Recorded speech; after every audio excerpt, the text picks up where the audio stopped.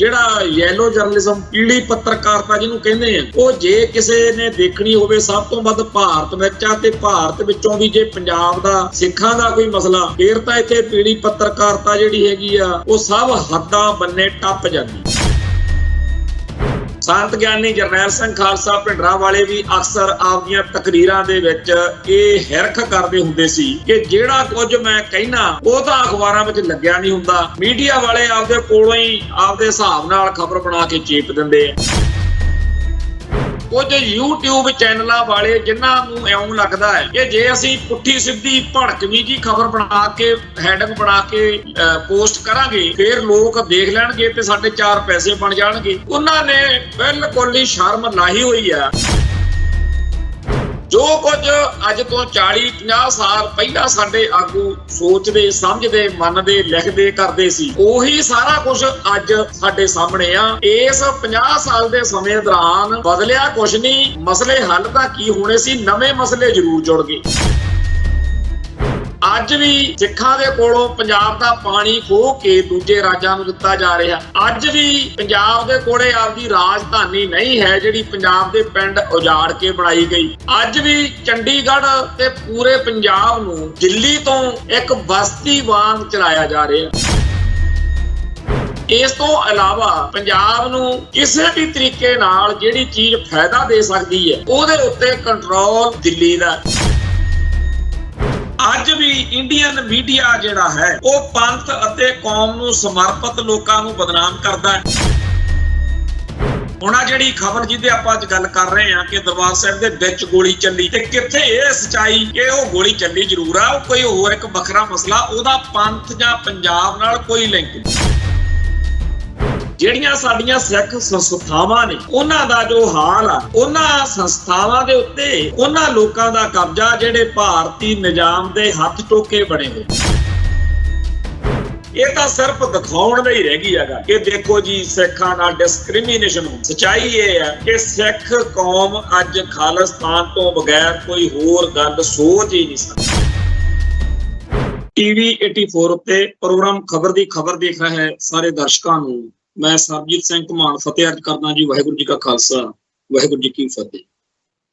ਕੱਲ ਪਰਸੋਂ ਇੱਥੇ ਅੰਮ੍ਰਿਤਸਰ ਦਰਬਾਰ ਸਾਹਿਬ ਦੇ ਬਾਹਰ, ਜਿੱਥੇ ਜਲਿਆਂਵਾਲੇ ਬਾਗ ਤੋਂ ਜਿਹੜੀ ਸੜਕ ਦਰਬਾਰ ਸਾਹਿਬ ਵੱਲ ਨੂੰ ਜਾਂਦੀ ਹੈ, ਉੱਥੇ ਇੱਕ ਮੰਦਿਰ ਬਣਿਆ ਹੈ।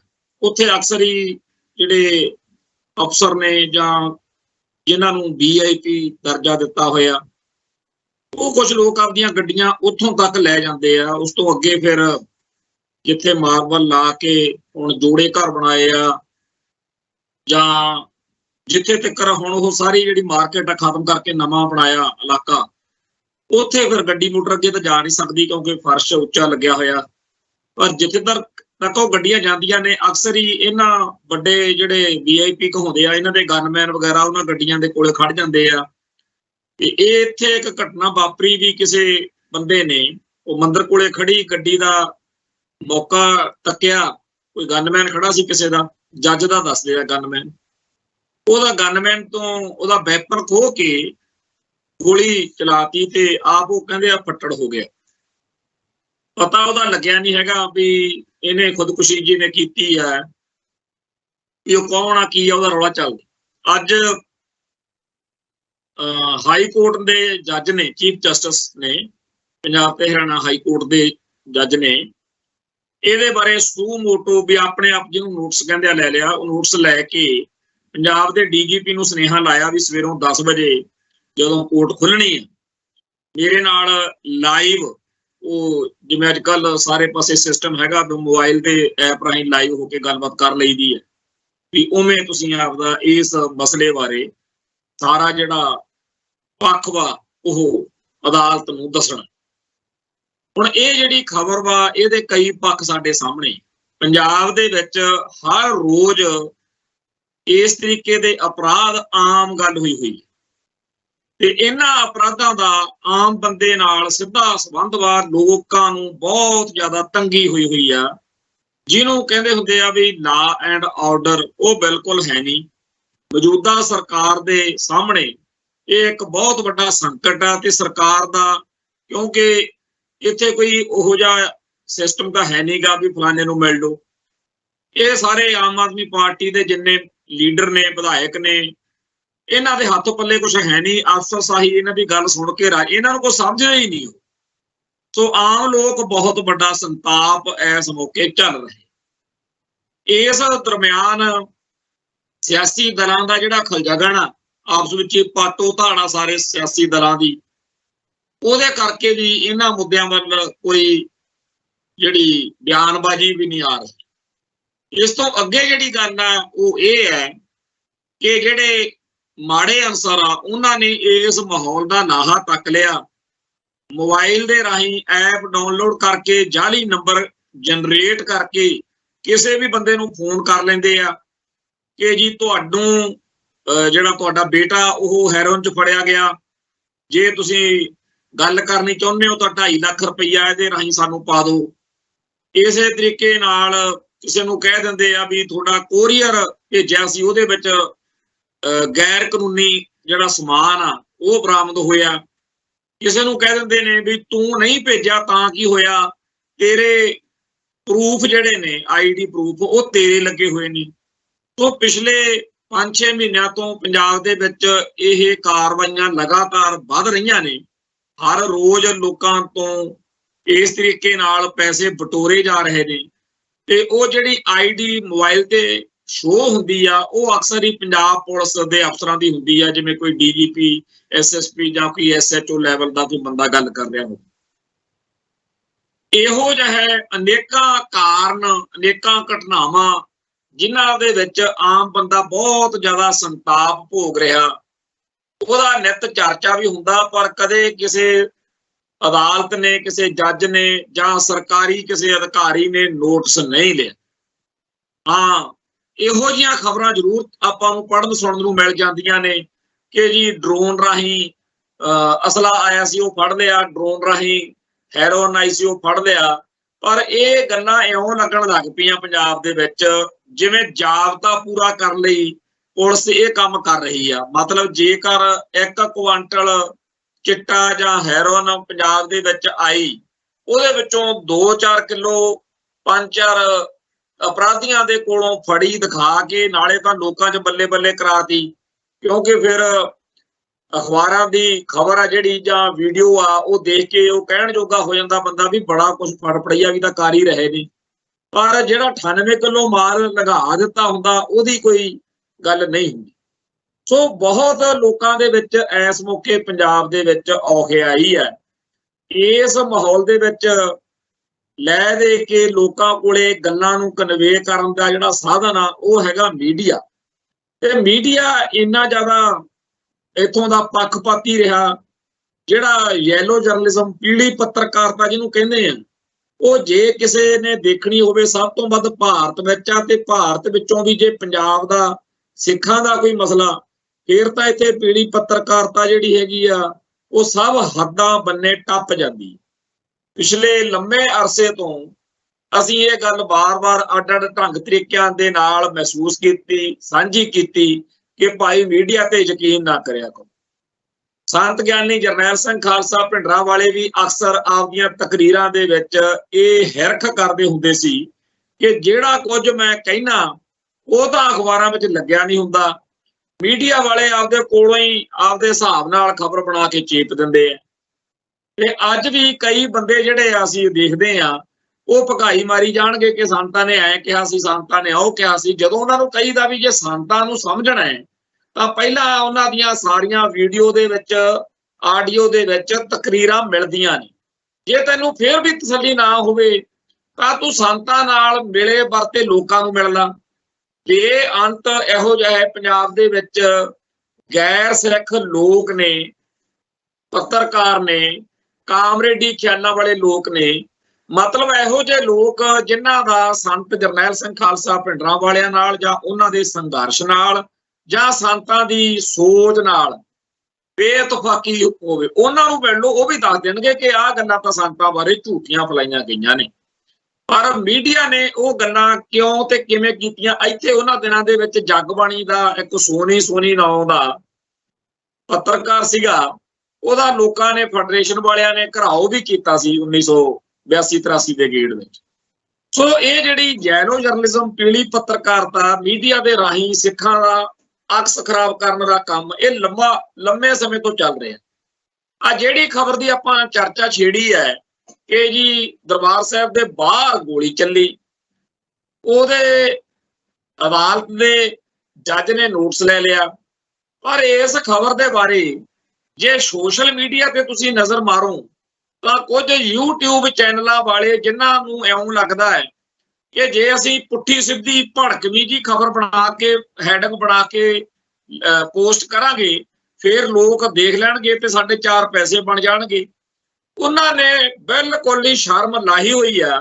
ਸਿੱਖ ਜਜ਼ਬਾਤਾਂ ਦੀ ਕੋਈ ਉਹਨਾਂ ਨੂੰ ਕਦਰ ਨਹੀਂ, ਸਿੱਖਾਂ ਦੀ ਹੇਠੀ ਹੋਊਗੀ ਇਸ ਗੱਲ ਦਾ ਕੋਈ ਮਤਲਬ ਨਹੀਂ। ਉਲਟਾ ਚੜਾਉਣ ਵਾਲੇ ਅੰਦਾਜ਼ ਵਿੱਚ ਬਹੁਤ ਹੀ ਨੀਵੇਂ ਦਰਜੇ ਦੇ ਹਿਸਾਬ ਨਾਲ ਇਸ ਖਬਰ ਨੂੰ ਲਿਖਿਆ ਗਿਆ ਕਿ ਦਰਬਾਰ ਸਾਹਿਬ 'ਚ ਗੋਲੀ ਚੱਲ ਗਈ। ਉਹ ਇਉਂ ਲੱਗਦਾ ਜਿਵੇਂ ਦਰਬਾਰ ਸਾਹਿਬ ਦੇ ਅੰਦਰ ਕੋਈ ਮੰਦਭਾਗੀ ਘਟਨਾ ਵਾਪਰੀ ਹੋਵੇ। ਪਿੱਛੇ ਜੇ ਇੱਕ ਇਸੇ ਤਰੀਕੇ ਦੀ ਗੱਲ ਅਸਲ ਵਿੱਚ ਵਾਪਰੀ ਵੀ ਸੀ ਜਦੋਂ ਦਰਬਾਰ ਸਾਹਿਬ ਦੇ ਵਿੱਚ ਨੌਕਰੀ ਕਰਦੇ 2 ਮੁਲਾਜ਼ਮਾਂ ਦਾ ਘਰੇਲੂ ਝਗੜਾ ਉਹ ਵੱਧ ਗਿਆ ਤੇ ਇੱਥੇ ਦਰਬਾਰ ਸਾਹਿਬ ਦੇ ਵਿੱਚ ਉਹ ਕਲੇਸ਼ ਕਾਫੀ ਅੱਗੇ ਤੱਕ ਚਲੇ ਗਿਆ। ਉਹ ਸਾਰਿਆਂ ਨੂੰ ਪਤਾ ਗੱਲ। ਉਸ ਖਬਰ ਦਾ ਭਾਰਤੀ ਮੀਡੀਆ ਨੂੰ ਜਿਵੇਂ ਚਾਅ ਹੀ ਚੜ ਗਿਆ ਵੀ ਬੱਲੇ ਬੱਲੇ ਦਰਬਾਰ ਸਾਹਿਬ ਦੀ ਬਦਨਾਮੀ ਕਰਨ ਦਾ ਮੌਕਾ ਮਿਲੇ। ਉਹ ਇਉਂ ਲਿਖਣ ਗੱਲ ਜਿਵੇਂ ਕਹਿ ਰਹੇ ਆ ਕਿ ਦੇਖੋ ਜੀ ਦਰਬਾਰ ਸਾਹਿਬ ਦੇ ਵਿੱਚ ਰਹਿ ਕੇ ਅੰਮ੍ਰਿਤ ਛਕ ਕੇ ਜੇ ਇਹਨਾਂ ਨੂੰ ਸ਼ਾਂਤੀ ਨਹੀਂ ਆਈ, ਏਦਾਂ ਦੀਆਂ ਗੱਲਾਂ ਲਿਖਣ। ਇਹ ਗੱਲ ਅਸੀਂ ਇਸ ਕਰਕੇ ਛੇੜੀ ਆ ਕਿ ਸਾਡੇ ਬਹੁਤ ਸਾਰੇ ਭਰਾ ਸਾਨੂੰ ਹਿੰਦੂ ਸਿੱਖ ਏਕਤਾ, ਭਾਈਚਾਰਕ ਸਾਂਝ ਵਾਲਾ ਊੜਾੜਾ ਜਿਹਾ ਪੜਾਉਂਦੇ ਹੁੰਦੇ ਆ ਵੀ ਭਾਈ ਇਸ ਮੁਲਕ ਦੇ ਹਿੰਦੂ ਭਾਈਚਾਰੇ ਨੇ ਜਾਂ ਮੀਡੀਏ ਨੇ ਜਾਂ ਸਟੇਟ ਨੇ ਕਦੇ ਸਿੱਖ ਜਜ਼ਬਾਤਾਂ ਦਾ ਖਿਆਲ ਰੱਖਿਆ? ਰਾਹੁਲ ਗਾਂਧੀ ਨੇ ਜਿਹੜੀ ਗੱਲ ਕਹੀ ਆ ਉਹ ਬਿਲਕੁਲ ਸੱਚੀ ਕਹੀ ਆ। ਹਾਂ, ਇਹ ਠੀਕ ਆ ਕਿ ਰਾਹੁਲ ਗਾਂਧੀ ਜਿਹੜੀ ਗੱਲ ਕਹਿੰਦਾ ਉਹ ਆਪ ਵੀ ਤੇ ਉਹਦੀ ਪਾਰਟੀ ਵੀ ਇਹ ਸਾਰੇ ਕਾਸੇ ਲਈ ਸਾਡੀ ਨਜ਼ਰ ਵਿੱਚ ਦੋਸ਼ੀ ਹੈ। 1947 ਤੋਂ ਜੋ ਸਿੱਖ ਜਗਤ ਨਾਲ ਹੋ ਰਿਹਾ ਹੈ, ਜਿਹਦੀ ਕਰਕੇ ਸਿੱਖਾਂ ਨੂੰ ਖਾਲਿਸਤਾਨ ਦਾ ਝੰਡਾ ਚੱਕਣਾ ਪਿਆ ਹੈ, ਉਹ ਕਰਾਉਣ ਵਿੱਚ ਸਭ ਤੋਂ ਵੱਧ ਜੇ ਕੋਈ ਦੋਸ਼ੀ ਹੈ ਉਹ ਕਾਂਗਰਸ ਪਾਰਟੀ ਹੈ ਜਿਹਦਾ ਲੀਡਰ ਹੈ ਰਾਹੁਲ ਗਾਂਧੀ। ਸੋ ਦਿੱਲੀ ਦੇ ਵਿੱਚ ਜਿਵੇਂ ਸਾਡੀ ਕੌਮ ਦਾ 1984 ਦੇ ਨਵੰਬਰ ਮਹੀਨੇ ਘਾਣ ਹੋਇਆ, ਉਹਦੀ ਜ਼ਿੰਮੇਵਾਰੀ ਵੀ ਕਾਂਗਰਸ ਸਿਰ ਆ। ਤੇ ਜਿਹੜੇ ਮਸਲੇ ਤੇ ਮੁੱਦੇ 1984 ਦੇ ਉਸ ਧਰਮ ਯੁੱਧ ਮੋਰਚੇ ਦਾ ਸੈਂਟਰ ਪੁਆਇੰਟ ਬਣੇ, ਉਹ ਮੁੱਦੇ ਤੇ ਮਸਲੇ ਅੱਜ ਤੱਕ ਬਰਕਰਾਰ ਨੇ। ਮੈਂ ਇੱਥੇ ਕਈ ਵਾਰ ਪੁਰਾਣੇ ਅਖਬਾਰ ਜਾਂ ਬਿਆਨ ਜਾਂ ਉਸ ਮੌਕੇ ਦੇ ਜਿਹੜੀਆਂ ਕਾਰਵਾਈਆਂ ਨੇ ਉਹਨਾਂ ਨੂੰ ਪੜ੍ਹੀਦਾ ਤਾਂ ਹੈਰਾਨ ਹੋ ਜਾਈਦਾ ਕਿ ਜਦੋਂ ਅੱਜ 2024 ਦੇ ਵਿੱਚ ਆ ਕੇ 2024 ਦੇ ਵਿੱਚ ਆ ਕੇ ਅਸੀਂ ਸਿੱਖ ਕੌਮ ਦੇ ਹਾਲਾਤ ਉੱਤੇ ਤਬਸਰਾ ਕਰਦੇ ਹਾਂ, ਜੋ ਕੁਝ ਅੱਜ ਤੋਂ 40-50 ਸਾਲ ਪਹਿਲਾਂ ਸਾਡੇ ਆਗੂ ਸੋਚਦੇ, ਸਮਝਦੇ, ਮੰਨਦੇ, ਲਿਖਦੇ, ਕਰਦੇ ਸੀ, ਉਹੀ ਸਾਰਾ ਕੁਝ ਅੱਜ ਸਾਡੇ ਸਾਹਮਣੇ ਆ। ਇਸ 50 ਸਾਲ ਦੇ ਸਮੇਂ ਦੌਰਾਨ ਬਦਲਿਆ ਕੁਛ ਨਹੀਂ, ਮਸਲੇ ਹੱਲ ਤਾਂ ਕੀ ਹੋਣੇ ਸੀ, ਨਵੇਂ ਮਸਲੇ ਜ਼ਰੂਰ ਜੁੜ ਗਏ। ਅੱਜ ਵੀ ਸਿੱਖਾਂ ਦੇ ਕੋਲੋਂ ਪੰਜਾਬ ਦਾ ਪਾਣੀ ਖੋਹ ਕੇ ਦੂਜੇ ਰਾਜਾਂ ਨੂੰ ਦਿੱਤਾ ਜਾ ਰਿਹਾ। ਅੱਜ ਵੀ ਪੰਜਾਬ ਦੇ ਕੋਲੇ ਆਪਦੀ ਰਾਜਧਾਨੀ ਨਹੀਂ ਹੈ ਜਿਹੜੀ ਪੰਜਾਬ ਦੇ ਪਿੰਡ ਉਜਾੜ ਕੇ ਬਣਾਈ ਗਈ। ਅੱਜ ਵੀ ਚੰਡੀਗੜ੍ਹ ਤੇ ਪੂਰੇ ਪੰਜਾਬ ਨੂੰ ਦਿੱਲੀ ਤੋਂ ਇੱਕ ਬਸਤੀ ਵਾਂਗ ਚਲਾਇਆ ਜਾ ਰਿਹਾ। ਅੱਜ ਵੀ ਪੰਜਾਬ ਦੇ ਦਰਿਆਈ ਪਾਣੀ ਅਤੇ ਉਹਨਾਂ ਤੋਂ ਪੈਦਾ ਹੋਣ ਵਾਲੀ ਜਿਹੜੀ ਬਿਜਲੀ ਆ ਉਹਦੇ ਉੱਤੇ ਪੰਜਾਬ ਦਾ ਕੋਈ ਹੱਕ ਨਹੀਂ। ਇਸ ਤੋਂ ਇਲਾਵਾ ਪੰਜਾਬ ਨੂੰ ਕਿਸੇ ਵੀ ਤਰੀਕੇ ਨਾਲ ਜਿਹੜੀ ਚੀਜ਼ ਫਾਇਦਾ ਦੇ ਸਕਦੀ ਹੈ ਉਹਦੇ ਉੱਤੇ ਕੰਟਰੋਲ ਦਿੱਲੀ ਦਾ। ਜਿਹੜੀਆਂ ਚੀਜ਼ਾਂ ਨਾਲ ਪੰਜਾਬ ਦਾ ਬੇੜਾ ਗਰਕ ਹੋ ਸਕਦਾ ਹੋਵੇ ਉਹਨਾਂ ਨੂੰ ਕਰਾਉਣ ਦਾ ਵੀ, ਇਹ ਕਿਤੇ ਪੰਜਾਬ ਚੋਂ ਖਤਮ ਨਾ ਹੋ ਜਾਣ ਜਿਹੜੀਆਂ ਚੀਜ਼ਾਂ ਪੰਜਾਬ ਦਾ ਨੁਕਸਾਨ ਕਰਦੀਆਂ ਨੇ, ਇਹਦੀ ਜ਼ਿੰਮੇਵਾਰੀ ਦਿੱਲੀ ਵਾਲਿਆਂ ਦੇ ਸਿਰ ਤੇ ਆ। ਕੁੱਲ ਮਿਲਾ ਕੇ ਮਸਲੇ ਖਤਮ ਕੋਈ ਨਹੀਂ ਹੋਏ, ਨਵੇਂ ਜ਼ਰੂਰ ਪੈਦਾ ਹੋ ਗਏ। ਹਾਂ, ਕੁਝ ਇਹੋ ਜਿਹੀਆਂ ਗੱਲਾਂ ਨੇ ਜਿਹੜੀਆਂ ਪਿਛਲੇ 50 ਸਾਲ ਦੇ ਹੋਰ ਕਾਰਨਾਂ ਕਰਕੇ ਅੱਜ ਉਹ ਇਰਰੈਲੇਵੈਂਟ ਨੇ, ਅਪ੍ਰਸੰਗਕ ਜਿਹਨੂੰ ਕਹਿੰਦੇ ਆ। ਜਿਵੇਂ ਆਪਾਂ ਕਹਿੰਦੇ ਆ ਹੁਣ ਤਾਂ ਇਸ ਗੱਲ ਨੂੰ ਕਰਨ ਦਾ ਕੋਈ ਫਾਇਦਾ ਨਹੀਂ। ਜਿਵੇਂ ਉਦੋਂ ਕਈ ਗੱਲਾਂ ਸੀ ਵੀ ਆ ਜਿਹੜੀ ਜੀ ਰੇਡੀਓ ਤੇ ਟੀਵੀ ਤੇ ਗੁਰਬਾਣੀ ਦਾ ਬ੍ਰੌਡਕਾਸਟਿੰਗ ਅੱਜ ਪ੍ਰਾਈਵੇਟ YouTube ਚੈਨਲ ਨੇ, ਉਹਨਾਂ ਤੇ ਬਥੇਰਾ ਆਪਾਂ ਸੁਣ ਕਰ ਸਕਦੇ ਹਾਂ, ਜਾਂ ਕਿਸੇ ਟ੍ਰੇਨ ਦਾ ਨਾਂ ਜੀ ਅਕਾਲ ਤਖਤ ਸਾਹਿਬ ਦੇ ਨਾਂ ਤੇ ਰੱਖ ਦੋ ਜਾਂ ਇਸ ਤਰ੍ਹਾਂ। ਪਰ ਇਹ ਸਾਰੀਆਂ ਗੱਲਾਂ ਅੱਜ ਹੋਰ ਤਰੀਕੇ ਨਾਲ ਅਸੀਂ ਦੇਖਦੇ ਹਾਂ ਅੱਜ ਦੇ ਸਮੇਂ 'ਚ, ਕਿਉਂਕਿ ਹੋਰ ਉਹਦੇ ਨਾਲ ਜ਼ਿਆਦਾ ਵੱਡੀਆਂ ਗੱਲਾਂ ਹੋ ਗਈਆਂ। ਅੱਜ ਤਾਂ ਗੱਲ ਕੌਮ ਜਿਹੜੀ ਆ ਉਹ ਖਾਲਿਸਤਾਨ ਤੱਕ ਗੱਲ ਚਲੀ ਗਈ ਹੋਈ। ਜਿਸ ਤਰੀਕੇ ਨਾਲ ਇੰਟਰਨੈਸ਼ਨਲ ਲੈਵਲ ਦੇ ਉੱਤੇ ਭਾਰਤ ਸਰਕਾਰ ਦੇ ਨੁਮਾਇੰਦਿਆਂ ਨੂੰ ਘੇਰਿਆ ਜਾ ਰਿਹਾ ਕਿ ਤੁਸੀਂ ਸਿੱਖਾਂ ਦੀ ਨਸਲਕੁਸ਼ੀ ਕਰ ਰਹੇ ਹੋ, ਜਿਸ ਤਰੀਕੇ ਨਾਲ UNO ਦੇ ਵਿੱਚ, ਜਿਸ ਤਰੀਕੇ ਨਾਲ ਇੰਟਰਨੈਸ਼ਨਲ ਪਲੇਟਫਾਰਮਾਂ ਦੇ ਉੱਤੇ ਭਾਰਤੀ ਸਟੇਟ ਨੂੰ ਖਾਲਿਸਤਾਨੀ ਸੰਘਰਸ਼ ਦੇ ਨਜ਼ਰੀਏ ਤੋਂ ਬਹੁਤ ਜ਼ਿਆਦਾ ਘੇਰਿਆ ਜਾ ਰਿਹਾ, ਉਸ ਗੱਲ ਦੇ ਹਿਸਾਬ ਨਾਲ ਜੇ ਦੇਖਿਆ ਜਾਵੇ ਤਾਂ ਡਿਪਲੋਮੈਟਿਕ ਪੱਧਰ ਦੇ ਉੱਤੇ ਖਾਲਿਸਤਾਨੀ ਪੱਖ ਜਿਹੜਾ ਦਿਨੋਂ ਦਿਨ ਮਜ਼ਬੂਤ ਹੁੰਦਾ ਜਾ ਰਿਹਾ, ਜਿੱਤੋਂ ਇੰਡੀਅਨ ਸਟੇਟ ਔਖੀ ਬੜੀ ਹੈ। ਔਰ ਇੱਥੇ ਇੱਕ ਗੱਲ ਮੈਂ ਹੋਰ ਕਹਿ ਦਿਆਂ ਕਿ ਜਿਹੜਾ ਅੱਜ ਦੇ ਦੌਰ ਵਿੱਚ ਸਟੇਟ ਔਖੀ ਹੈ, ਇੰਨੀ ਔਖੀ ਖਾੜਕੂ ਲਹਿਰ ਦੇ ਦਿਨਾਂ ਵਿੱਚ ਸ਼ਾਇਦ ਨਾ ਹੋਵੇ। ਸਟੇਟ ਨੂੰ ਹਥਿਆਰਬੰਦ ਸੰਘਰਸ਼ ਕੁਚਲਣਾ ਸੌਖਾ ਲੱਗਦਾ, ਕਿਉਂਕਿ ਨਾਲੇ ਕੁੱਟੋ ਤੇ ਨਾਲੇ ਬਦਨਾਮ ਕਰੋ ਵੀ ਇਹ ਤਾਂ ਜੀ ਦਹਿਸ਼ਤਗਰਦ ਨੇ। ਫਰੀਡਮ ਫਾਈਟਰ ਕਹਿਣ ਦੀ ਥਾਂ, ਆਜ਼ਾਦੀ ਘੁਲਾਟੀਏ ਕਹਿਣ ਦੀ ਥਾਂ, ਜੁਝਾਰੂ ਕਹਿਣ ਦੀ ਥਾਂ, ਯੋਧੇ ਜਾਂ ਆਪਣੀ ਕੌਮ ਦੇ ਹੱਕਾਂ ਲਈ ਹਿੱਤਾਂ ਲਈ ਲੜਨ ਵਾਲੇ ਕਹਿਣ ਦੀ ਥਾਂ, ਮਾੜੇ ਤੋਂ ਮਾੜਾ ਭੈੜੇ ਤੋਂ ਭੈੜਾ ਉਹਨਾਂ ਨੂੰ ਜੋ ਮਰਜ਼ੀ ਕਹਿ ਦੋ।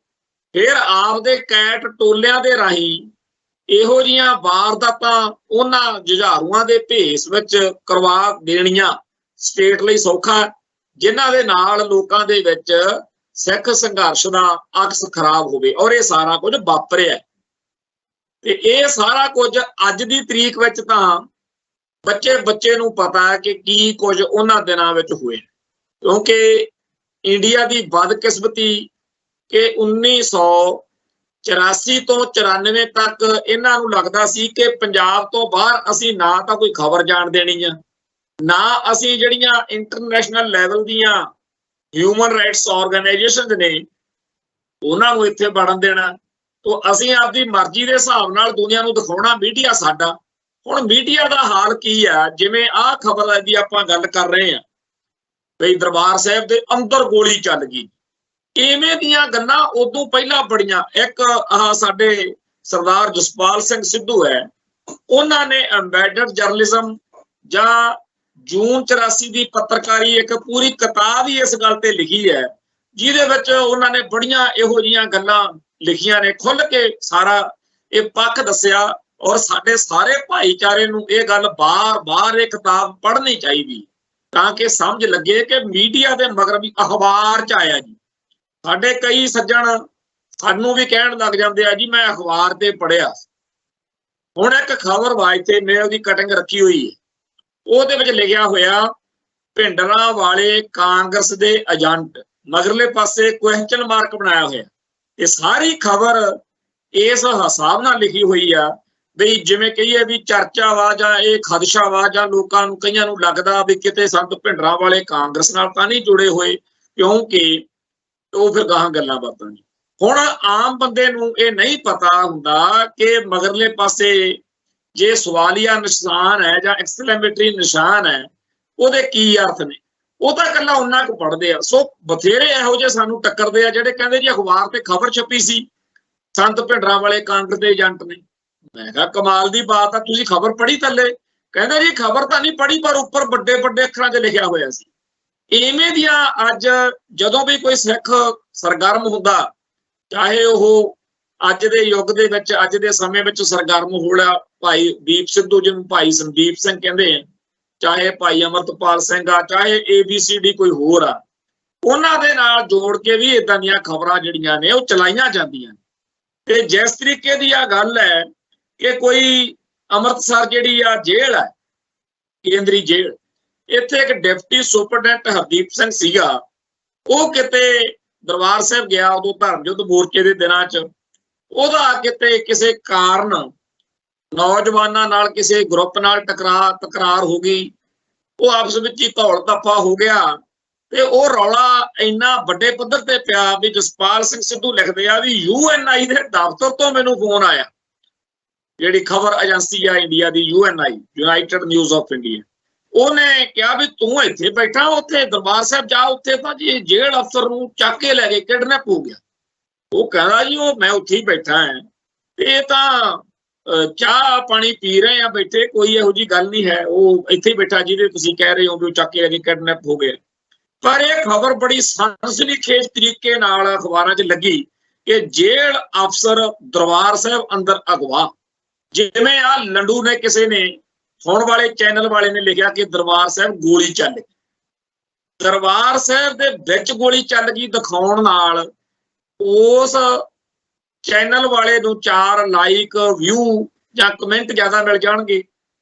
ਲੋਕਾਂ ਨੇ ਤਾਂ ਖਬਰ ਇਸ ਖਿਆਲ ਨਾਲ ਦੇਖਣੀ ਆ ਵੀ ਕਿਉਂ ਵੀ ਦਰਬਾਰ ਸਾਹਿਬ ਗੋਲੀ ਕਿਉਂ ਚੱਲ ਗਈ, ਤੇ ਜਦੋਂ ਬੰਦਾ ਸਾਰੀ ਖਬਰ ਪੜ੍ਹੇਗਾ ਖੋਲ ਕੇ ਲਿੰਕ ਨੂੰ, ਫਿਰ ਗੁੱਸੇ 'ਚ ਆ ਕੇ ਕੋਈ ਅਵਾ ਤਵਾ ਹੀ ਬੋਲੂਗਾ ਵੀ ਤੂੰ ਕੀ ਕਰੀ ਜਾਂਦਾ। ਪਰ ਉਸ ਚੈਨਲ ਵਾਲੇ ਨੂੰ, ਜਿਹੜਾ ਪੰਜਾਬ ਦਾ ਹੀ ਹੋਣਾ, ਹੋ ਸਕਦਾ ਸਿੱਖ ਪਰਿਵਾਰ ਦਾ ਹੀ ਹੋਵੇ, ਉਹਨੂੰ ਕੋਈ ਸ਼ਰਮ ਹਿਆ ਨਹੀਂ ਹੈ।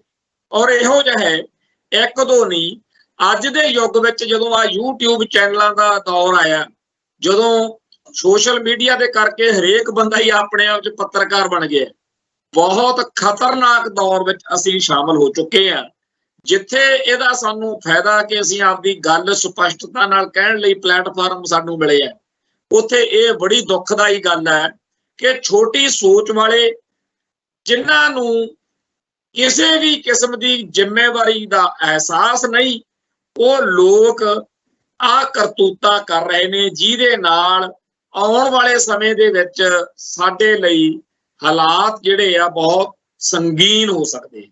ਸਨਸਨੀਖੇਜ਼ ਖਬਰ ਬਣਾਉਣ ਦੇ ਇਸ ਦੌਰ ਵਿੱਚ ਸਾਨੂੰ ਇਹ ਗੱਲ ਸਮਝਣੀ ਪਊਗੀ ਕਿ ਸਰਦਾਰ ਜਸਪਾਲ ਸਿੰਘ ਸਿੱਧੂ ਦੀ ਕਿਤਾਬ ਜੂਨ 84 ਦੀ ਪੱਤਰਕਾਰੀ ਕੀ ਅਰਥ ਰੱਖਦੀ ਹੈ।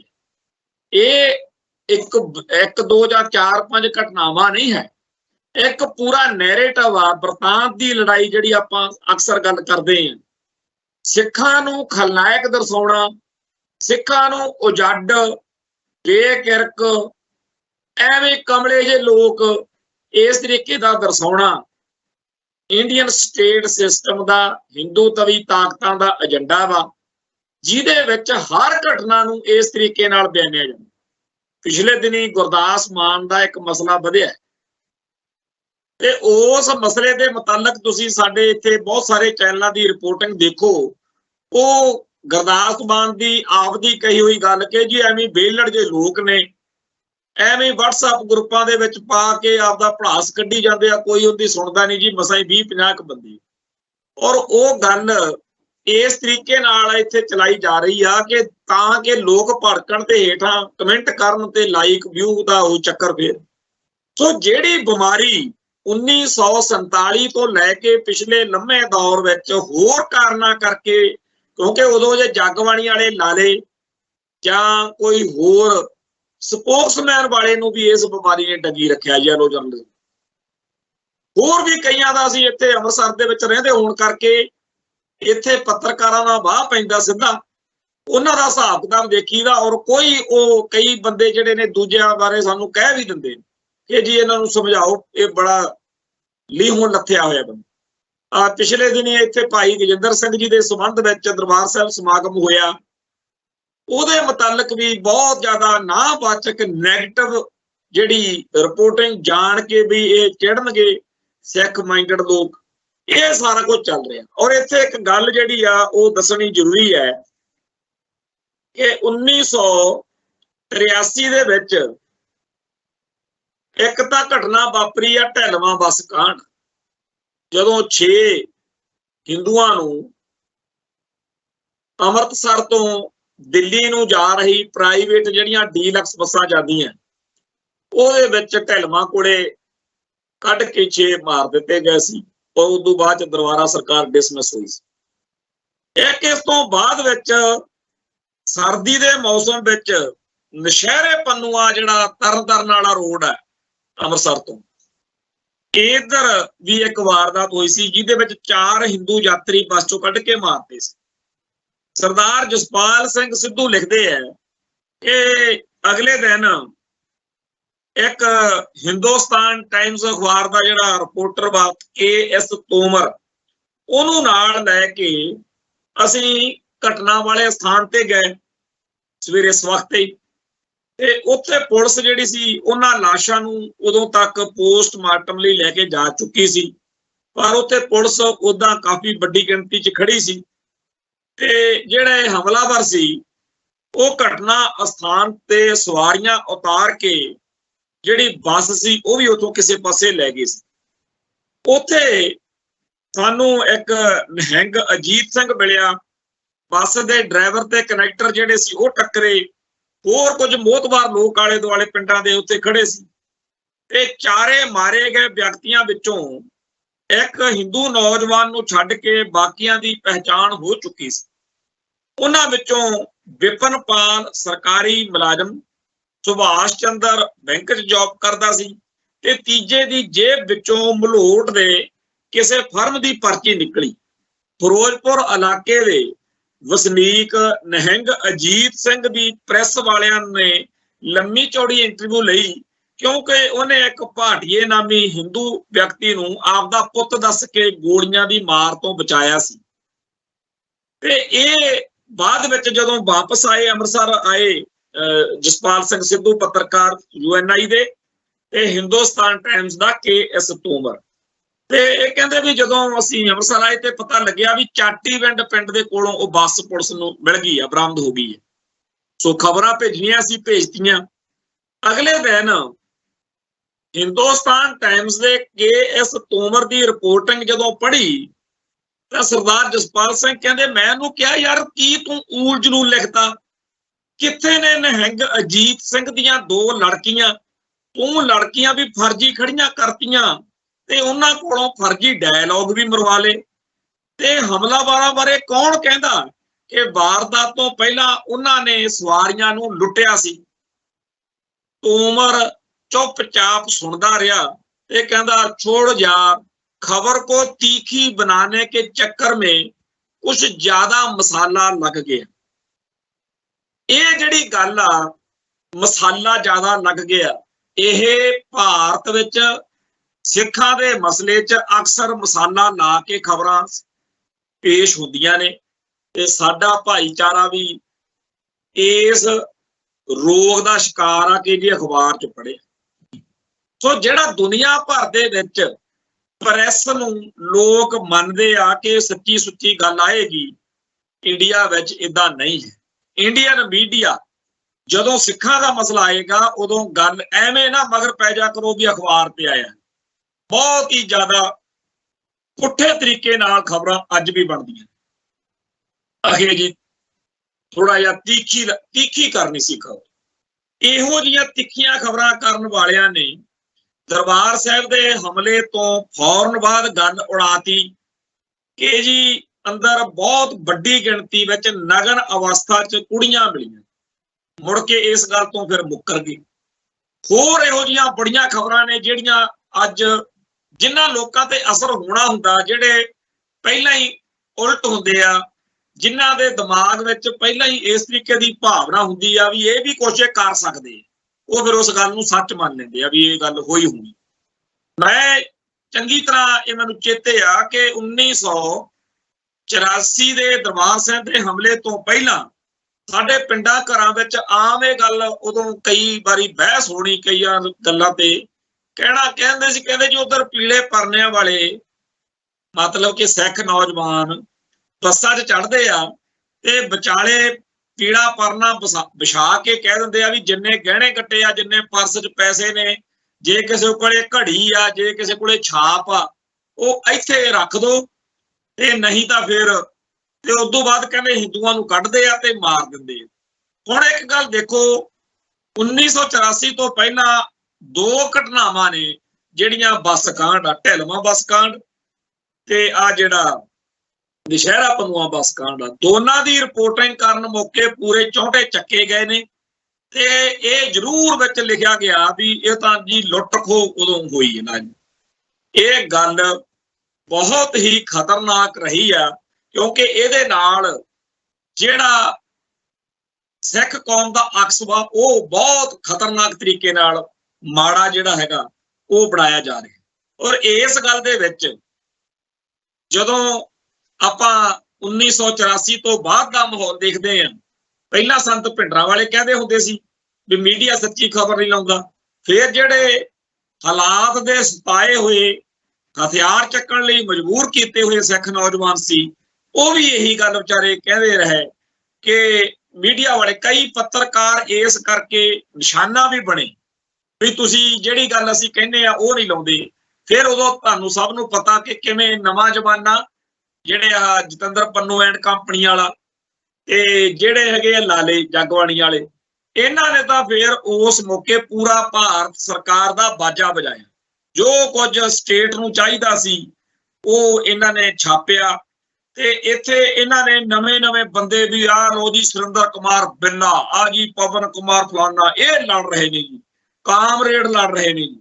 ਸੋ ਪੰਜਾਬ ਦੀ ਧਰਤੀ ਉੱਤੇ ਬੀਤੇ ਦੌਰ ਦੇ ਵਿੱਚ ਜੋ ਕੁਝ ਵਾਪਰਿਆ ਉਹਦੀ ਚਰਚਾ ਇਸ ਕਰਕੇ ਕਰਨੀ ਬਣਦੀ ਆ ਤਾਂ ਕਿ ਅੱਜ ਦੇ ਦੌਰ ਵਿੱਚ ਜੋ ਕੁਝ ਵਾਪਰ ਰਿਹਾ ਉਹਦੇ ਬਾਰੇ ਸਾਨੂੰ ਪਤਾ ਲੱਗ ਸਕੇ। ਅੱਜ ਵੀ ਇੰਡੀਅਨ ਮੀਡੀਆ ਜਿਹੜਾ ਹੈ ਉਹ ਪੰਥ ਅਤੇ ਕੌਮ ਨੂੰ ਸਮਰਪਿਤ ਲੋਕਾਂ ਨੂੰ ਬਦਨਾਮ ਕਰਦਾ ਹੈ। ਕੱਲਾ ਉਹਨਾਂ ਨੂੰ ਨਹੀਂ, ਸਿੱਖ ਧਰਮ ਦੇ ਨਾਲ ਸੰਬੰਧਿਤ ਹਰ ਗੱਲ, ਹਰ ਮੌਕੇ ਉੱਤੇ ਜਿਹੜੀ ਰਿਪੋਰਟਿੰਗ ਹੁੰਦੀ ਹੈ ਉਹ ਬਹੁਤ ਜ਼ਿਆਦਾ ਨੀਵੇਂ ਦਰਜੇ ਦੀ ਮਾੜੀ ਭਾਵਨਾ ਨਾਲ ਉਹ ਕੀਤੀ ਜਾਂਦੀ। ਇਸ ਮਸਲੇ ਦੇ ਉੱਤੇ ਜਦੋਂ ਅਸੀਂ ਗੱਲਾਂ ਦੇਖਦੇ ਹਾਂ, ਕਈ ਵਾਰ ਤਾਂ ਆਪਣੇ ਆਪ ਦੇ ਉੱਤੇ ਆਉਂਦਾ ਵੀ ਇਹਦੇ ਬਾਰੇ ਹੁਣ ਦੱਸੀਏ ਤਾਂ ਸਮਝਾਈਏ ਤਾਂ ਕੀ ਸਮਝਾਈਏ। ਹੁਣ ਆ ਜਿਹੜੀ ਖਬਰ ਜਿਹਦੇ ਆਪਾਂ ਅੱਜ ਗੱਲ ਕਰ ਰਹੇ ਹਾਂ ਕਿ ਦਰਬਾਰ ਸਾਹਿਬ ਦੇ ਵਿੱਚ ਗੋਲੀ ਚੱਲੀ, ਤੇ ਕਿੱਥੇ ਇਹ ਸਚਾਈ ਕਿ ਉਹ ਗੋਲੀ ਚੱਲੀ ਜ਼ਰੂਰ ਆ, ਉਹ ਕੋਈ ਹੋਰ ਇੱਕ ਵੱਖਰਾ ਮਸਲਾ, ਉਹਦਾ ਪੰਥ ਜਾਂ ਪੰਜਾਬ ਨਾਲ ਕੋਈ ਲਿੰਕ ਨਹੀਂ। ਇਹ ਗੱਲ ਦੇ ਉੱਤੇ ਹੁਣ ਪ੍ਰਤੀਕਿਰਿਆ ਕੌਣ ਕਰੇ? ਅਕਾਲੀ ਦਲ ਦੇ ਦੋਨੇ ਧੜੇ ਆਪਸ ਵਿੱਚ ਹੀ ਲੜ ਰਹੇ ਨੇ। ਅਕਾਲ ਤਖਤ ਸਾਹਿਬ ਤੇ ਮਸਲਾ ਗਿਆ ਹੋਇਆ, ਪਰ ਨਾ ਤਾਂ ਉੱਥੋਂ ਅਜੇ ਕੁਝ ਹੋਇਆ ਤੇ ਨਾ ਹੀ ਕੋਈ ਅਜੇ ਆਸ ਆ, ਕਿਉਂਕਿ ਉਹਨਾਂ ਨੇ ਗੱਲ ਜਿਸ ਤਰੀਕੇ ਨਾਲ ਠੰਡੇ ਬਸਤੇ ਪਾਤੀ ਆ, ਹੁਣ ਤਾਂ ਚਰਚਾ ਵੀ ਹੋਣੋਂ ਹਟ ਗਈ। ਆਪਾਂ ਵੀ ਕਈ ਦਿਨ ਹੋ ਗਏ ਇਸ ਗੱਲ ਦੇ ਉੱਤੇ ਕੋਈ ਚਰਚਾ ਨਹੀਂ ਕੀਤੀ। ਦੂਜੇ ਪਾਸੇ ਜਿਹੜੀਆਂ ਸਾਡੀਆਂ ਸਿੱਖ ਸੰਸਥਾਵਾਂ ਨੇ ਉਹਨਾਂ ਦਾ ਜੋ ਹਾਲ ਆ, ਉਹਨਾਂ ਸੰਸਥਾਵਾਂ ਦੇ ਉੱਤੇ ਉਹਨਾਂ ਲੋਕਾਂ ਦਾ ਕਬਜ਼ਾ ਜਿਹੜੇ ਭਾਰਤੀ ਨਿਜ਼ਾਮ ਦੇ ਹੱਥ ਟੋਕੇ ਬਣੇ ਹੋਏ। ਆਪਾਂ ਨੂੰ ਸਭ ਨੂੰ ਪਤਾ ਹੈ ਕਿ ਸਿੱਖਾਂ ਦੀਆਂ ਸੰਸਥਾਵਾਂ, ਚਾਹੇ ਉਹ ਪਟਨਾ ਸਾਹਿਬ ਵਾਲਾ ਤਖਤ ਦਾ ਬੋਰਡ ਹੈ, ਚਾਹੇ ਹਜੂਰ ਸਾਹਿਬ ਦਾ ਪ੍ਰਬੰਧਕੀ ਬੋਰਡ ਹੈ, ਚਾਹੇ ਦਿੱਲੀ ਸਿੱਖ ਗੁਰਦੁਆਰਾ ਪ੍ਰਬੰਧਕ ਕਮੇਟੀ ਆ, ਹਰਿਆਣਾ ਸਿੱਖ ਗੁਰਦੁਆਰਾ ਪ੍ਰਬੰਧਕ ਕਮੇਟੀ ਆ, ਇਹ ਸਾਰਿਆਂ ਦਾ ਤਾਂ ਸ਼ਰੇਆਮ ਹੀ ਪਤਾ। ਪਰ ਜੇ ਆਪਾਂ ਇਹ ਕਹੀਏ ਜਾਂ ਇਹ ਸੋਚੀਏ ਕਿ ਸ਼੍ਰੋਮਣੀ ਕਮੇਟੀ ਬਚੀ ਹੋਣੀ ਆ, ਇਹ ਬਿਲਕੁਲ ਝੂਠ ਆ। ਦਰਬਾਰ ਸਾਹਿਬ ਦੇ ਸਾਰੇ ਕਾਰਜਕਰਮ ਦੇ ਵਿੱਚ ਇੰਡੀਅਨ ਏਜੰਸੀਆਂ ਦਾ ਨੈਟਵਰਕ ਪੂਰੀ ਤਰ੍ਹਾਂ ਇੱਥੇ ਕਾਮਯਾਬੀ ਨਾਲ ਉਹਨਾਂ ਦੀ ਘੁਸਪੈਠ ਹੈਗੀ ਹੈ। ਕੁੱਲ ਮਿਲਾ ਕੇ ਸਿੱਖ ਕੌਮ ਦੇ ਇਹਨਾਂ ਅਦਾਰਿਆਂ ਦੇ ਵਿੱਚ ਹੋ ਸਕਦਾ ਅੰਗਰੇਜ਼ਾਂ ਦੇ ਦੌਰ ਵਿੱਚ ਘੁਸਪੈਠ ਨਾ ਹੁੰਦੀ ਹੋ ਸਕਦਾ ਸਿੱਖਾਂ ਨੂੰ ਉਹਨਾਂ ਨੇ ਆਜ਼ਾਦੀ ਨਾਲ ਵਿਚਰਨ ਦਾ, ਕੰਮ ਕਰਨ ਦਾ ਲੋਕਤੰਤਰੀ ਤਰੀਕੇ ਨਾਲ ਖੁੱਲ੍ਹ ਦਿੱਤੀ ਹੋ। ਪਰ ਜਿਹੜੇ 1947 ਤੋਂ ਬਾਅਦ ਹਾਕਮ ਬਣੇ ਇਹ ਨਹੀਂ ਬਖਸ਼ ਸਕਦੇ। ਇਹਨਾਂ ਨੇ ਜੋ ਕਾਂਗਰਸ ਦੇ ਰਾਜ ਦੌਰਾਨ ਸਿੱਖ ਕੌਮ ਨੂੰ ਲਾਂਬੂ ਲਾ ਕੇ ਜਿੱਥੇ ਲਿਜਾ ਕੇ ਸੁੱਟ ਦਿੱਤਾ ਗਿਆ ਕਿ ਸਿੱਖ ਖਾਲਿਸਤਾਨ ਤੋਂ ਬਗੈਰ ਗੱਲ ਕਰਨ ਜੋਗੇ ਰਹੀ ਨਹੀਂ। ਹੁਣ ਪੂਰਨ ਨਿਆਂ ਵੀ ਸਾਨੂੰ ਤਾਂ ਜੀ ਜਸਟਿਸ ਚਾਹੀਦਾ, ਇਹ ਗੱਲ ਕਰੀ ਤਾਂ ਜਾਣੀ ਆ ਕੌਮ ਦੇ ਹਿੱਸੇ ਨੇ ਇੱਕ ਨੇ, ਪਰ ਸੱਚਾਈ ਇਹ ਆ ਕਿ ਇਹ ਗੱਲ ਹੁਣ ਇੱਕ ਜਾਲੀ ਜੀ ਗੱਲ ਰਹਿ ਗਈ ਆ। ਇਹ ਤਾਂ ਸਿਰਫ ਦਿਖਾਉਣ ਲਈ ਰਹਿ ਗਈ ਆ ਗੱਲ ਕਿ ਦੇਖੋ ਜੀ ਸਿੱਖਾਂ ਨਾਲ ਡਿਸਕ੍ਰਿਮੀਨੇਸ਼ਨ ਹੁੰਦਾ। ਸੱਚਾਈ ਇਹ ਆ ਕਿ ਸਿੱਖ ਕੌਮ ਅੱਜ ਖਾਲਿਸਤਾਨ ਤੋਂ ਬਗੈਰ ਕੋਈ ਹੋਰ ਗੱਲ ਸੋਚ ਹੀ ਨਹੀਂ ਸਕਦੀ। ਇਹ ਵੀ ਗੱਲ ਸੱਚੀ ਆ ਕਿ ਹਾਲਾਤ ਕਦੇ ਖਾਲਿਸਤਾਨ ਦੇ ਹੱਕ ਵਿੱਚ 50% ਹੁੰਦੇ ਆ, ਕਦੇ 60%, ਕਦੇ 70%, ਤੇ ਕਦੇ ਇਸ ਤੋਂ ਵੱਧ ਵੀ, ਤੇ ਕਦੇ ਇਸ ਤੋਂ ਫੇਰ ਪਿੱਛੇ ਨੂੰ ਮੁੜ ਪੈਂਦੇ ਆ, ਘੱਟ ਹੁੰਦੇ ਆ। ਇਹ ਲਹਿਰ ਦੇ ਵਿੱਚ ਉਤਰਾ ਚੜਾ ਆਉਣੇ ਸੁਭਾਵਿਕ ਗੱਲ ਹੁੰਦੀ ਆ, ਇਹ ਕੋਈ ਏਡੀ ਖਤਰਨਾਕ ਗੱਲ ਨਹੀਂ। ਦੂਜੀ ਗੱਲ ਇਹ ਹੈਗੀ ਆ ਕਿ ਪੂਰੀ ਦੀ ਪੂਰੀ ਕੋਈ ਕੌਮ ਕਦੇ ਵੀ ਨਹੀਂ ਲੜਦੀ ਹੁੰਦੀ। ਜਿਵੇਂ ਪਿੱਪਲ ਦਾ ਦਰਖਤ ਬਹੁਤ ਵੱਡਾ ਹੁੰਦਾ ਪਰ ਉਹਦਾ ਅਸਲੀ ਬੀਜ ਤਾਂ ਨਿੱਕਾ ਜਿਹਾ ਹੁੰਦਾ। ਇਵੇਂ ਹੀ 1947 ਤੋਂ ਪਹਿਲਾਂ ਸਾਰੇ ਦੇ ਸਾਰੇ ਭਾਰਤ ਦੇ ਲੋਕ ਨਾ ਤਾਂ ਗਦਰ ਲਹਿਰ ਵਿੱਚ ਸ਼ਾਮਲ ਹੋਏ, ਨਾ ਬੱਬਰ ਅਕਾਲੀ ਲਹਿਰ 'ਚ ਸ਼ਾਮਲ ਹੋਏ, ਨਾ ਗਾਂਧੀ ਦੇ ਅੰਦੋਲਨ 'ਚ ਸਾਰੇ ਸ਼ਾਮਲ ਹੁੰਦੇ ਸੀ, ਨਾ ਮੁਸਲਿਮ ਲੀਗ ਦੀਆਂ ਕਾਰਵਾਈਆਂ 'ਚ ਸ਼ਾਮਲ ਹੁੰਦੇ ਸੀ। ਸਾਰੀ ਦੀ ਸਾਰੀ ਭਾਰਤੀ ਜਨਤਾ ਦਾ ਇੱਕ ਨਿੱਕਾ ਜਿਹਾ ਹਿੱਸਾ ਅੰਗਰੇਜ਼ਾਂ ਦੀ ਗੁਲਾਮੀ ਦੇ ਸੰਗਲ ਤੋੜਨ ਲਈ ਲੜਦਾ ਰਿਹਾ। ਜਦੋਂ ਕਾਮਯਾਬੀ ਮਿਲ ਗਈ, ਉਹ ਭਾਰਤੀ ਜਨਤਾ ਜਿਹੜੀ ਉਦੋਂ ਤੱਕ 1947 ਦੇ 15 ਅਗਸਤ ਤੋਂ ਪਹਿਲਾਂ ਜਿਹੜੀ ਭਾਰਤੀ ਜਨਤਾ ਅੰਗਰੇਜ਼ਾਂ ਨੂੰ ਆਪਦੇ ਮਾਈ ਬਾਪ ਸਮਝਦੀ, ਮੰਨਦੀ, ਕਰਦੀ, ਕਰਾਉਂਦੀ ਸੀ, ਉਹਨਾਂ ਨੇ ਬੜੇ ਪੋਲੇ ਜਿਹੇ ਮੂੰਹ ਨਾਲ ਫਿਰ ਜਿਹੜੇ ਨਵੇਂ ਹਾਕਮ ਬਣੇ ਉਹਨਾਂ ਨੂੰ ਹਾਕਮ ਆਪਦੇ ਮੰਨ ਲਏ। ਸਿੱਖਾਂ ਦਾ ਔਖਾ ਹੋ ਗਿਆ। ਸਿੱਖਾਂ ਨੇ ਜਿਹੜੀ ਆਜ਼ਾਦੀ ਲਈ ਲੜਾਈ ਲੜੀ ਸੀ, ਜਿਹਦੇ ਲਈ ਇੰਨੀਆਂ ਕੁਰਬਾਨੀਆਂ ਕੀਤੀਆਂ ਸੀ, ਜਦੋਂ ਉਹ ਕੁਝ ਨਹੀਂ ਹਾਸਲ ਹੋਇਆ ਤਾਂ ਸਿੱਖਾਂ ਨੂੰ ਮਜਬੂਰੀ ਬਸ ਆਪਣੇ ਹੱਕਾਂ ਦੀ ਰਾਖੀ ਲਈ ਫੇਰ ਦੁਬਾਰਾ ਜੱਦੋ-ਜਹਿਦ ਕਰਨੀ ਪਈ। ਅੰਗਰੇਜ਼ਾਂ ਵੇਲੇ ਹੋ ਸਕਦਾ ਇੰਨਾ ਜ਼ੁਲਮ ਨਾ ਹੁੰਦਾ ਜਿੰਨਾ ਭਾਰਤੀ ਸਟੇਟ ਨੇ ਕੀਤਾ। ਇਹਨਾਂ ਨੇ ਪੰਜਾਬੀ ਸੂਬਾ ਮੋਰਚੇ ਦੇ ਖਿਲਾਫ ਜੋ ਰਵੱਈਆ ਅਪਣਾਇਆ, ਉਦੋਂ ਡਾਕਟਰ ਜਗਜੀਤ ਸਿੰਘ ਚੌਹਾਨ ਅਕਸਰ ਅਕਾਲੀ ਲੀਡਰਸ਼ਿਪ ਨੂੰ ਘੇਰ ਲੈਂਦਾ ਸੀ ਵੀ ਇੰਨੀ ਕੀ ਕੁੱਟ ਖਾਲਿਸਤਾਨ ਕਹਿ ਕੇ ਪੈਣੀ ਆ ਜਿੰਨੀ ਕਿ ਤੁਸੀਂ ਲੋਕਾਂ ਦੇ ਹੁਣ ਪੰਜਾਬੀ ਸੂਬਾ ਕਹਿ ਕੇ ਪਵਾਈ ਜਾਂਦੇ। ਪਰ ਉਸ ਮੌਕੇ ਦੀ ਅਕਾਲੀ ਲੀਡਰਸ਼ਿਪ ਨੇ ਰਣਨੀਤਕ ਜਾਂ ਕੂਟਨੀਤਕ ਤੌਰ ਦੇ ਉੱਤੇ ਇਹੀ ਆਖਿਆ ਕਿ ਅਸੀਂ ਇਹ ਨਹੀਂ ਇਸ ਮੁਲਕ ਦੇ ਹਾਕਮਾਂ ਦੇ ਹੱਥ ਵਿੱਚ ਗੱਲ ਲੈ ਕੇ ਜਾਣ ਦੇਣੀ ਚਾਹੁੰਦੇ ਕਿ ਉਹ ਸਾਨੂੰ ਕੁੱਟਣ ਕੇ ਤਾਂ ਜੀ ਖਾਲਿਸਤਾਨ ਮੰਗਦੇ ਆ, ਤੇ ਉਹ ਤਾਂ ਉਲਟਾ ਚਾਹੁੰਦੇ ਆ ਵੀ ਇਹ ਗੱਲ ਕਹਿਣ ਵੀ ਤੂੰ ਡਾਕਟਰ ਚੌਹਾਨ ਆਪਦੇ ਹਿਸਾਬ ਨਾਲ ਜੋ ਮਰਜ਼ੀ ਕਰ, ਸਾਡਾ ਇਸ ਪਾਸੇ ਗੱਲ ਜਾਂਦੀ। ਪਰ ਇਹ ਗੱਲ ਆਖਰ ਅੱਜ ਉੱਥੇ ਆ ਗਈ। ਅੱਜ ਸਾਰੇ ਸੰਸਾਰ ਦੇ ਵਿੱਚ ਸਿੱਖ ਜਗਤ ਦੀ ਅਸਲੀ ਰੀਝ ਆ ਜਿਹੜੀ ਉਹ ਖਾਲਿਸਤਾਨ। ਇਹ ਗੱਲ ਕਹਿਣੀ ਕਿ ਜੀ ਫਿਰ ਉਹ ਫਲਾਨਾ ਕਾਂਗਰਸ ਕਿਵੇਂ ਇੰਨੀਆਂ ਸੀਟਾਂ ਲੈ ਗਈ, ਇੱਥੇ ਜੀ ਅਕਾਲੀਆਂ ਕਿਵੇਂ ਜਿੱਤ ਜਾਂਦੇ ਆ, ਭਾਰਤੀ ਮੁੱਖ ਧਾਰਾ ਨੂੰ ਮੱਥਾ ਟੇਕੀ ਬੈਠੇ ਲੋਕ ਕਿਵੇਂ ਸਿੱਖਾਂ ਦੇ ਅਦਾਰਿਆਂ ਤੇ ਕਾਬਜ ਆ। ਸੱਚਾਈ ਇਹ ਆ ਕਿ ਜਿੱਦਣ UNO ਦੀ ਕਮਾਂਡ ਹੇਠ ਇੱਥੇ VOTING ਹੋਵੇ ਕਿ ਸਿੱਧਾ ਦੱਸੋ ਖਾਲਿਸਤਾਨ ਦੇ ਹੱਕ ਚੋਂ ਕਿ ਖਿਲਾਫ, ਉਦੋਂ 100% ਰਿਜ਼ਲਟ ਜਿਹੜਾ ਖਾਲਿਸਤਾਨ ਦੇ ਹੱਕ ਚ ਆਊਗਾ, ਕਿਉਂਕਿ ਪੰਜਾਬ ਦੇ ਵਿੱਚ ਵਸਦੇ ਹੋਏ ਗੈਰ ਸਿੱਖ ਵੀ ਕਦੇ ਸਿੱਖੀ ਤੋਂ, ਸਿੱਖਾਂ ਤੋਂ ਮੂੰਹ ਨਹੀਂ ਵੱਟ ਸਕਦੇ। ਅੱਜ ਦੀ ਤਰੀਕ ਵਿੱਚ ਤਾਂ ਉਹਨਾਂ ਨੂੰ ਦਿੱਲੀ ਨਾਲ ਜਾਂ ਸਿੱਖਾਂ ਦੇ ਉਲਟ ਕਦੇ-ਕਦੇ, ਹੁਣ ਤਾਂ ਕਈ ਵਾਰ ਸਿੱਖਾਂ ਨੂੰ ਵੀ ਖਾਲਿਸਤਾਨ ਦੇ ਉਲਟ ਬੋਲਦਿਆਂ ਦੇਖਿਆ ਜਾ ਸਕਦਾ ਅੱਜ ਦੇ ਮਾਹੌਲ 'ਚ। ਕਿਉਂਕਿ ਅੱਜ ਦਾ ਦੌਰ ਹੋਰ।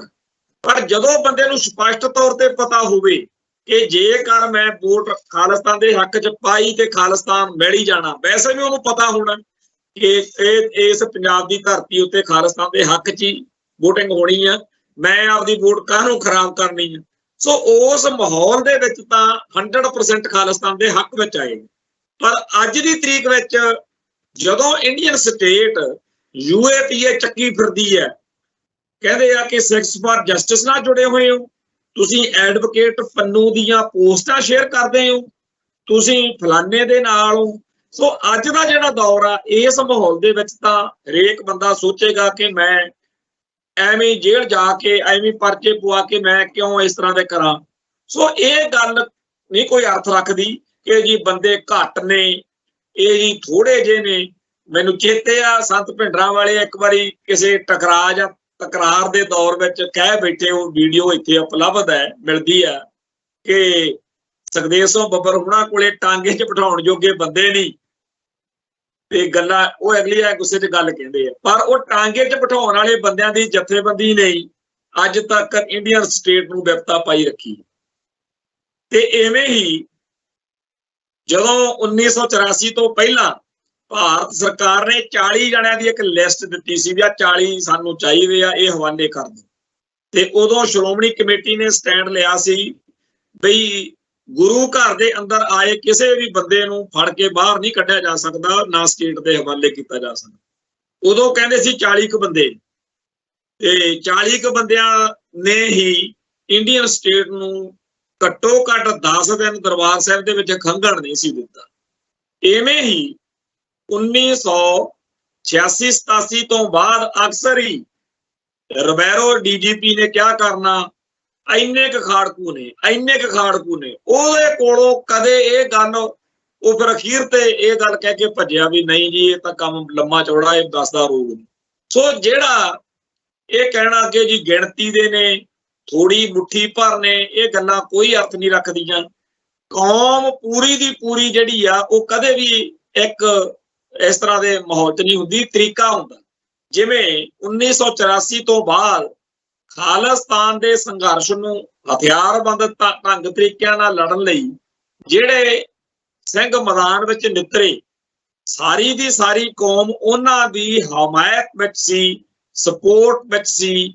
ਤੇ ਉਸ ਦੌਰ ਵਿੱਚ ਹਰ ਘਰ ਦੇ ਲੋਕ ਜਿਹੜੇ ਸੀ, ਜਦੋਂ ਕੋਈ ਰਾਤ ਨੂੰ ਪਾਣੀ ਲਾਉਣ ਜਾਂਦਾ ਸੀ ਤਾਂ ਉਹ ਜਿਹੜਾ ਦੁੱਧ ਉਹ ਵੀ ਵੱਧ ਪਾ ਕੇ ਭੇਜਣਾ, ਵੀ ਹੋ ਸਕਦਾ ਲੰਘਦਾ ਕਰਦਾ ਕੋਈ ਜੁਝਾਰੂ ਨਿੱਘਿਆ ਜਾਂਦਾ ਰੋਟੀ ਪਾਣੀ ਤੋਂ, ਪ੍ਰਸ਼ਾਦੇ ਵੀ 10 ਮਾਈਆਂ ਨੇ ਵੱਧ ਪਾ ਕੇ ਭੇਜ ਦੇਣੇ, ਵੀ ਪਤਾ ਨਹੀਂ ਕਿਹੜੇ ਮਾਂ ਦਾ ਪੁੱਤ ਉੱਥੇ ਆ ਜਾਵੇ।